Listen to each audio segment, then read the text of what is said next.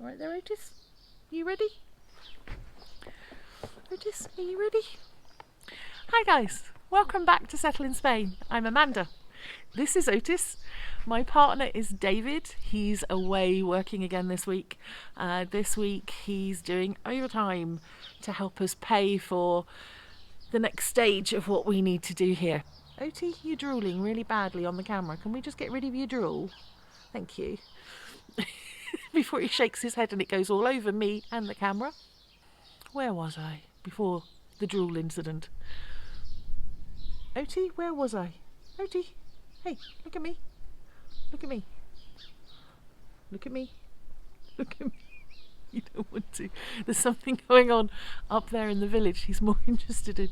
See, they've got their fire going. Do you think they know something we don't? I think we need to get our fire going soon. Okay, so this video is going to be an interesting one. We'll see how long it takes me and how many different takes are involved. So last week somebody asked in the comments about the possibility of having Spanish for subtitles. Now, as many of you know, we're completely new to YouTube, and that was a learning curve for me this week. So with the rain that we've had and no chance of getting out and getting any work done, I learnt how to do subtitles in YouTube.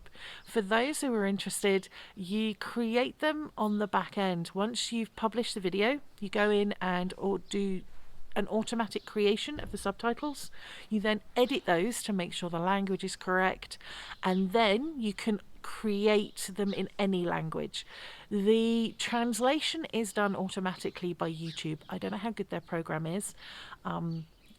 I made sure that the English translation was correct, so the actual English spoken on there should be right, but the translation itself, I apologise if it's wrong. I am learning Spanish. I go to classes twice a week, but I'm certainly not up for translating everything I say on here into Spanish just yet. Hopefully in the future though.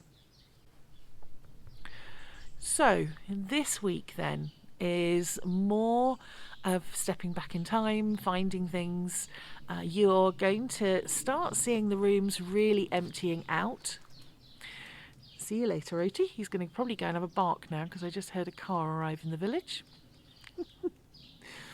You're going to see rooms starting to become really empty. Some of the final pieces come out of rooms. You're going to get to meet Pedro. And Pedro is one of the people in those photographs that we found. He happens to be a friend and our landlord, so that was wonderful to be able to connect those two together. I get some help from a neighbour to take down one of the tiles in the living room. If you remember from looking at the video one of the walk around of the house, the ceilings in the front there have all got tiles. And I was really keen to try and find out what was underneath those, but I wanted to wait until David was here and we did it together. The neighbour couldn't resist. There was a chance there to have a peek. And so, yeah, he could see that a tile was loose and just went for it. So you find out, is there beams or isn't there? What have we got underneath those tiles? To our subscribers who have come back, thank you. We really appreciate you. We appreciate those thumbs ups, those comments that you're making and sharing this video around. It really helps us to grow the channel and is going to help us with this project in the future as well. To anybody new who hasn't been here before, welcome, and I hope that you will click that subscribe button. All of you, don't forget to click the bell. That will notify you next time our videos come available. The plan going forward is to have a video every week. We've managed that so far. I don't know if that's going to continue for the next couple of weeks, simply because the weather has been so bad. We've had torrential downpours every day since the crazy sandy weather we had. I know I commented on it on the last video that there was a sandstorm raging while I was editing it. And this time, since that sandstorm, it just hasn't stopped raining. Otis has just brought me a ball and wants me to throw it, and he's looking very happy, so excuse me. I'm throwing a ball for a dog while I do this. Otis, I threw you the ball. You want the chicken now? Now he's brought me the chicken. They do say don't work with animals and children, don't they? He likes his squeaky chicken. Now it's going to squeak through the background of this. He'll probably bring it back, I hope. Where was I before I was interrupted by a chicken? The chicken's come back. I told you it would. And he's dropped it on the bench behind me. Okay. So it's been an interesting process recording this introduction outside with the animals around. We've had so much rain the last week or so that they've not been out much at all either. So this break in the rain this morning, it's been about 3 hours now that it hasn't rained. They're all excited and running around, and it's quite chaotic trying to do this. It's quite interesting. The process of creating these YouTube videos is a really interesting one. I'm learning a lot about the process of filming, a lot about myself, and a lot about the world around me. You look at things in a different way when this happens. You realise with some of those really smooth, neatly cut videos how much of life is edited out of them. It makes everything look very clean and very beautiful. That's not the reality here. This is a bit more real life, I hope. Let's see. I don't think my editing skills are going to be that good anyway. So guys, thanks for coming back this week. Thank you for joining me and Otis. He is now completely distracted by, I think it's a cat up on the cliff. Yeah, it is. There's a white cat up on the cliff there. Not ours, it's a different one. You can't go up after the cat. It's too far away and I'm not letting you out the garden. I'll see you on the next one, guys. Thanks.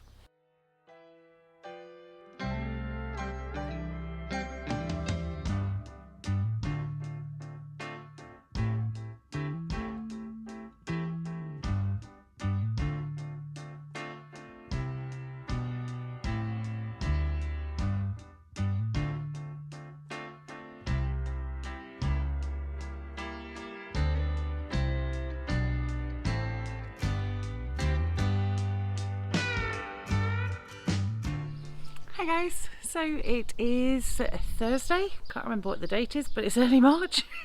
On Monday I got completely confused, asked David about his flight the next day, only to realise he had another week to do yet before he was flying anywhere. So the first week with David not here went so quickly. I thought it was 2 weeks. I got so much done, it was crazy. Yesterday went really well. Yesterday I had a lovely visit with a lady who is a single mother. She's in the village nearby in Oria. Had some family issues and is moving into an apartment of her own, and she needed some basics. So she came, she got this for the children, some religious paintings, and today some other friends are coming to collect some furniture for her so that she has some basics to start again. So I'm really pleased that some of the things that we've got through buying this property that we don't want are going to go to good use by somebody, rather than just going for sale or going for rubbish. So I think that's fantastic. I also met some more of the neighbours, a couple of really lovely Spanish ladies, and again they came along and we had all the stuff underneath the carport here. Can we help ourselves? I said yes, of course you can. And they were kind of looking at little glasses similar to things that my grandmother had. Oh, my grandmother used to have those, can I have that? Yes, you can have it.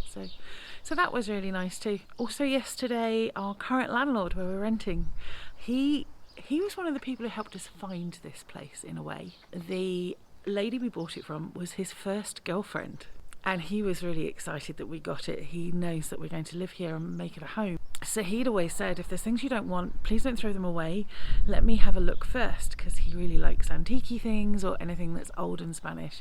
He has a huge warehouse where he just collects stuff. So we agreed that yes, we would let him have dibs on some of the things that we knew we didn't want and couldn't be of use for people who needed them locally, or that we didn't want to do up and sell ourselves, because we can't do everything. There's so much stuff in that property. So he came along yesterday, and I have a box of photographs that we found, photographs, postcards, letters that are personal for the owner to get those back to. So we're the owners. It's our house, but I want to get those back to the lady that sold it to us. I was asking some questions of one of the neighbours about the people in some of the photos, just trying to find out who they are. Some of them look really old, kind of Victorian or even earlier than that. Nobody has any idea who they are. But there was one little album of photographs with a young man and a young woman, mainly of a young man. Turns out it's Pedro, our landlord. And I'll insert in here somewhere, not sure how to do that yet, a picture of him with a picture of him as a young man. He was so chuffed and so pleased to find those. So actually I've given him the whole little album. It's great for him to, I think, to have those pictures of that time in his life. I did get his wife's permission first. I didn't want to upset anybody. Okay, so today Pedro's coming back to collect a few more bits that they're having. The friends are coming to get the furniture for the young woman in the village, and I'm going to start getting some of the bits down from upstairs. We're getting there. The downstairs main part of the house is basically cleared. That sounds scary, doesn't it? There's a couple of bits we're keeping that need moving into the warehouse, but I'll wait until David's here for that and we can do it together. I'm not going to try and lift beds and wardrobes on my own. So yeah, smaller stuff from upstairs for today and tomorrow.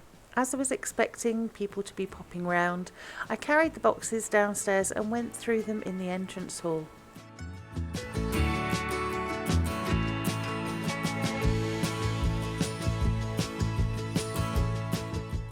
This box really did have a random collection of things. We went from a dog blanket to what I think is a Fiesta doll. If it's anything different, please comment below. Some plastic flowers in red and white. Then there was a wooden domino set, which was rather cute, in a Christmas bag, along with some wooden counters with numbers on that I can only guess would have been used for something like bingo. And then you can see some stands there, plastic stands for plates. At this point, Otis was getting quite excited.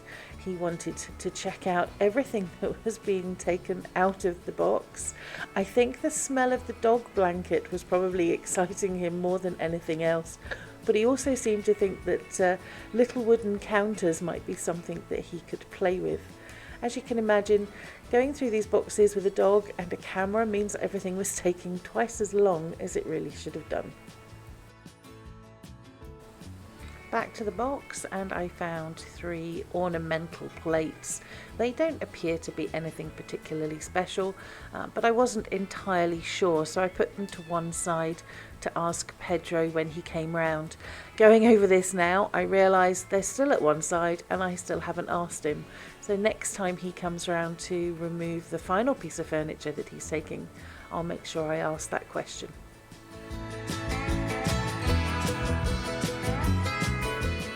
The last bag contained a few electronic items that we really don't use anymore today. The first was a simple radio. Bits of cloth had been put in there to protect things, I'm guessing. And then 2 telephones.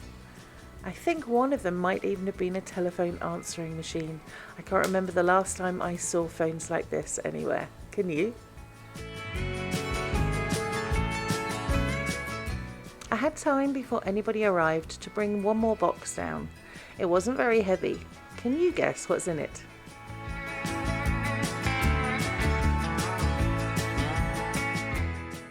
Yes, it's a chandelier. The same design as a lamp that we'd found in the bedroom to my right there, but that was broken. There's something about this I think I quite like. I put it on Instagram and asked, and everyone there concluded that it's more kitsch than ditch. So I'm going to have a go at trying to upcycle this one, and I've put it in a safe place for when there's time to do that. Then Pedro and Maria arrived. I gave them a full tour of the house. They were fascinated to have a look around, and Pedro really enjoyed saying, "Para mí or para ti?" wanting to know which things he could take away. He loves collecting old things, and as you can see, he had a little bit of fun in front of the video camera as well. He does like a good laugh.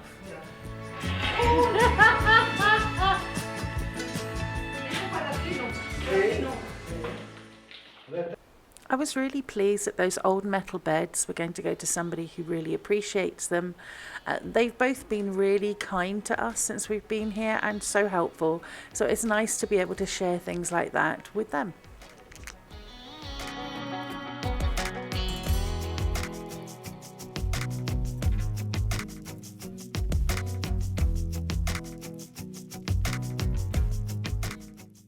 Once everyone had gone, I headed upstairs and started to go through the big old metal trunk at the top of the stairs there. Lots of really interesting pieces of this stripy fabric, which I think Maria said was to do with either keeping the bread warm when it came out of the oven or putting on top of it to help it rise. Then there were these old sacks, lots of them, beautiful sacking cloth, and I'm guessing they will have been used to hold flour originally. There were also one or two very interesting pieces. I did find out that the sieves, they weren't used for olives and they weren't used for almonds. They were used for sieving the flour. So that bread oven down there would have been a proper bakery bread oven for the village at one point. We have a fleece. Wow, a whole fleece. I've never seen one with head and ears before. That's new to me. That's quite incredible. It still has the tail on. I think we'll get that cleaned up. That might be quite beautiful once it's clean. Sorry, those of you who are vegetarians. Underneath the fleece I found a pair of curtains with frilly valances and tiebacks and stuff made of synthetic fabric. Not my kind of thing. Won't be keeping those. But there was also lots more of those flour sacks. I'm going to try and use them for something in the future. I've got lots of ideas in my head. What would you do with them?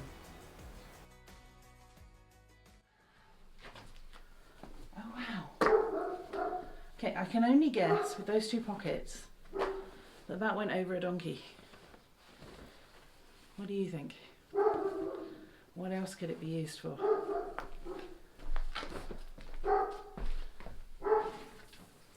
And then one last piece of cloth, and that is a dress, TS, made of linen by the looks of it, very traditional styly. Maybe it was for communion or something. That's a very old dress. Who is TS? Maybe we'll never know. Calendar, 1987. Wow, that's the year I joined the RAF. That takes me back a bit. And a bit of a magazine. Ah, there it is. Semana. From the 3rd of May, 1980. And on the front, Carolina. There you go. A 1980 magazine. I wonder what they were reading about in this magazine in the 1980s. The styles have come back recently, haven't they? I might put that downstairs for us to look over over a beer at some point. That'll be interesting. Otis, who is it? Who is it? I'm coming on. Turning to finish clearing out the box, there was just a few things left on top now. A couple of those Hessian sacks and some more of that rug type material, all of which is going to be very useful. I reached behind it with trepidation. We've been really lucky so far that despite the fact I forget to wear gloves, we found very little in the way of anything nasty. There was one funny find though. In the carrier bag on that wall, a pair of Wellington boots. And inside each boot was a rolled up sock.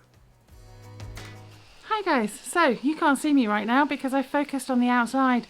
It's a horrible grey day, but focusing on me again. There you go. Right, I just wanted to explain something. So today I'm here clearing out once again.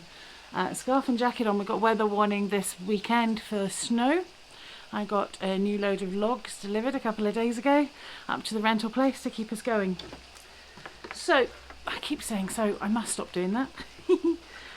There are things in the house we'd like to keep but we can't, and I know people have expressed interest in some stuff. So this is a shelf for hanging your plates on. It was upstairs in the first empty room up there. there's little holes in it. It's been eaten by something. Not only has it been eaten, but I don't know if you can see this, when I break this, dust comes off. It's completely and utterly rotten. It takes no effort whatsoever and it crumbles to dust.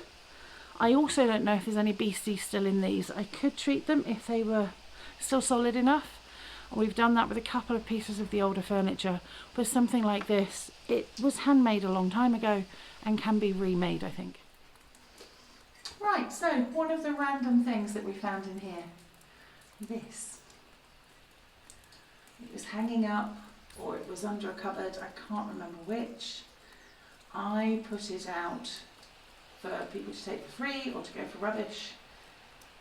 The other day, two lovely Spanish girls came along and they took some bits and pieces and they picked up this and explained it to me. It's for making donuts. You put your batter in there and you dip it in the oil and lift it out again. It's a donut making hooky thing. I'm going to clean that up and keep it as an antique because I think that's cool. Okay, so on this very wet day today, I have made a start at clearing around the old bread oven, and I'll show you a few things that I found. But slightly more curious, around the edge of this fireplace is this material. It only looks like, I don't know if you can see that, yeah you can.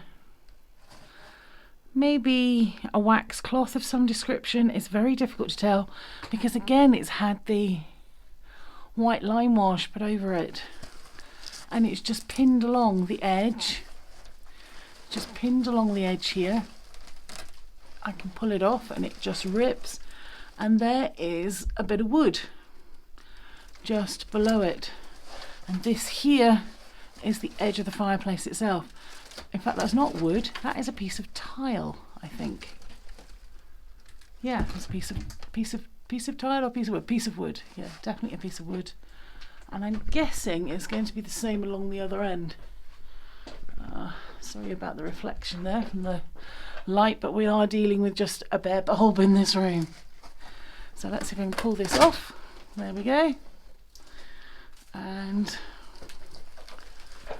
the edge here is a bit more solid, so it does look like it might be wood of some description. Very difficult to tell, there's so much soot involved with this. See, that's just torn easily anyway. It's all so old. Right, I'm going to put you down and I need both hands to finish this job. I then cleared around the rest of that area at the top of the bread oven there. The only real thing of interest I found was a beautiful little old handmade hammer, the handle of which was actually made with a piece of olive wood, I think. Then there were just bits and pieces, fire lighters, things like that. But I did realise something else. When we did the walk around, I didn't open that and show you inside, so I'm going to do that now. Okay, so here you go, inside of the bread oven. It would be really cool to try and make some bread in there. If anyone's got a good recipe for a traditional loaf that we could cook inside a proper bread oven, please do comment below. Cool. And now it was time to take the last thing I could out of this room. This bed I removed using one of the little antique tools that I found in the house.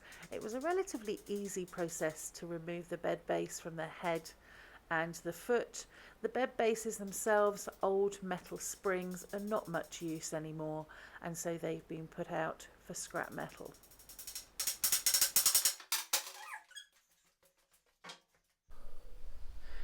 Okay, so that bed was officially the last thing that I can take out of this room. And those of you who have been watching know that that chest will not fit through that door. So that's a different mission altogether. But this is one room now that's completely empty. I'm hoping this is going to end up being my pantry, but let's wait and see.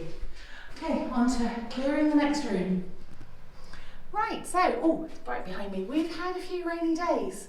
What I've been doing then is getting the things from upstairs and bringing them down. So I've now got a nice pile of beautiful things from upstairs that we're going to keep. And my next job today is getting them all into the wheelbarrow and across to the warehouse. That's going to take me a little while, I think more than one trip I think, but it'd be more than worthwhile to keep these treasures for us. Next, Ray came along. I'd contacted him through social media. He's from Support Almanzora, and they help people in the area who really need it. We found the wheelchair and a walker upstairs, and they've taken those to help with the support that they give to people. They work solely on donations, although they have a very small charity shop. The majority of what they get is from donations. I'm going to link to them down below in this video for people who either need help or those that would like to support their cause. We were just really glad that these were going to a really good cause. I like the fact that they loan things out to people for no charge at all, and it means that many people benefit from one thing, which is great. Finally then, let's find out what's underneath one of those tiles. Our neighbour Derek here, using, as you can see, just a very sharp knife to cut through where the seam is on the tiles. One of them was particularly loose and came away a little bit easier than we were anticipating. So we had to see what was underneath there.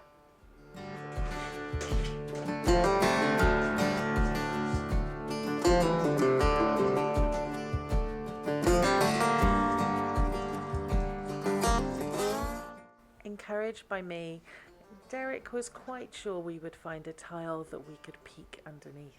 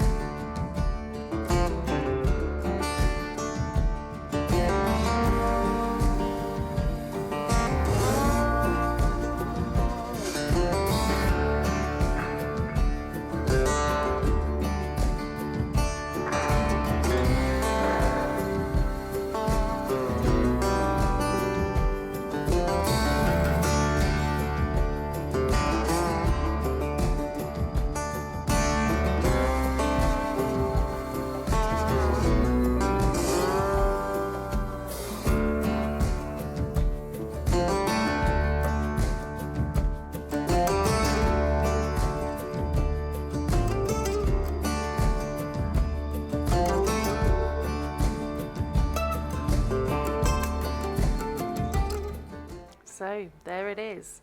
We have beams underneath this ceiling, which is what we were hoping we were going to find.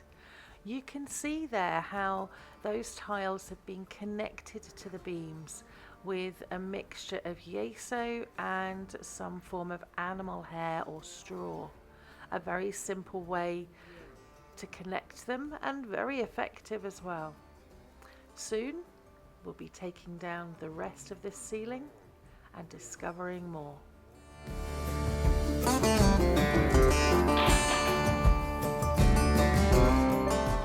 That's it for this video. I hope you enjoyed that and that you'll join us on the next one, when we'll be discovering and finding out more about the electrics to the man cave and water drainage out in the back alleyway. I'm going to leave you with a short clip of the snow on the mountain that came at the end of this week.